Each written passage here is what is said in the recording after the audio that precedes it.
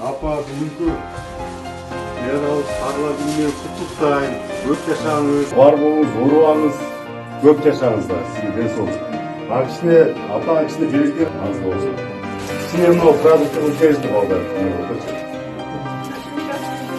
Экинчи топтогу майыптардын катарында ондан 24 жыл мурун барахетке чалдыкканын уккан.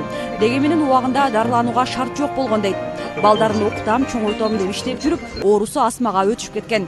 Азыр атайын аппараттын жардамында демалып кеме ишканалардын кызматкерлери кабар алышты. Алар азык-түлүк, акчалай жардамдарды ала келишкен. Onu geçince tezde sizden falan kullanabilirsiniz. Kızınız varken, nekeki koşuşup kızınız arkalı aytıp durunuz.